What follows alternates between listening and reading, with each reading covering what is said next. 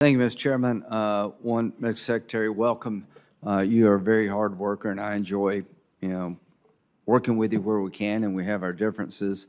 This subcommittee has had a good track record of trying to put money into programs that produce value for the American people, make the world a safer place. The World Food Program is under siege, so there's a lot of talk in the building about another supplemental. Count me in. I'm willing to look at Ukraine in terms of what their needs are. So you're just going to have to come to reality here that as the world changes, this subcommittee has a role to play. When it comes to the State Department, I want to thank those under your command, Ms. Secretary.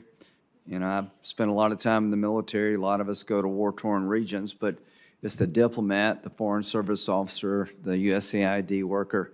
They're in harm's way just as much as anybody, and the work they do on behalf of stability can sometimes create a peaceful world better than dropping a bomb.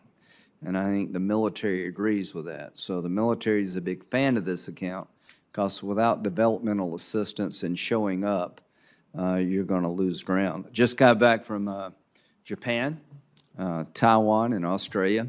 They want to do more. There's a backlash brewing against China's misadventures. One of my colleagues, I think, had a discussion with you yesterday about what's the big deal about Ukraine. They used to be part of the Soviet Union. I think we can find common ground here that Putin has no legitimate claim on Ukraine. It's a sovereign nation. Back in the 90s, they did the Budapest Memo, where Russia, the United States, and Great Britain guaranteed sovereignty of Ukraine if they would turn their nukes over to Russia. That agreement has been stepped upon.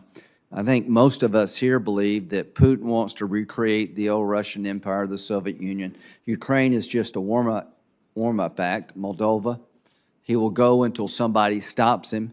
So this is not about a buffer zone between Russia and NATO. It's about a man with an ambition that I think is going to destroy his country and has killed thousands of innocent people. And I appreciate the flow of weapons. It has been on the increase. I hope we can do more, and I think we should do more.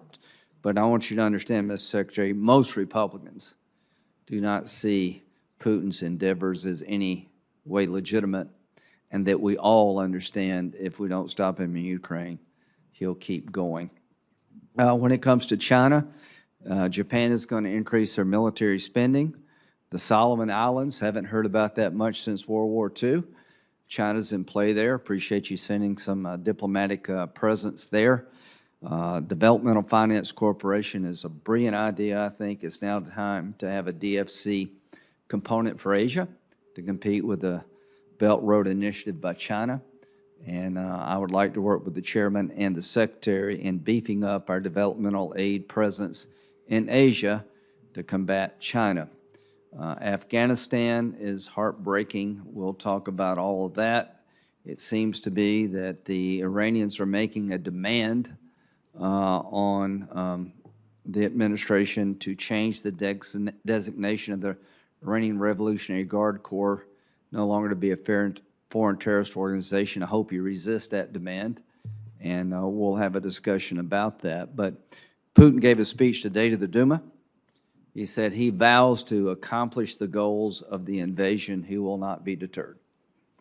So as we meet in Ramstein, where defense ministers of NATO and the coalition of the willing talk about providing more aid to Ukraine, Putin is basically telling his people through the Duma that he is committed to see this through.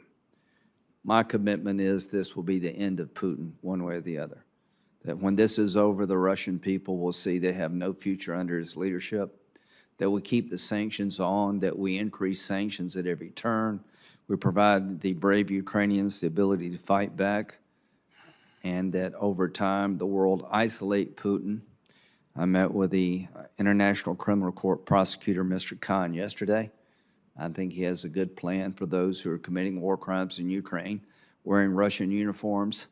So to Putin, you're committed to the invasion. We're committed to Ukraine's freedom. We're going to win, and you're going to lose. Thank you.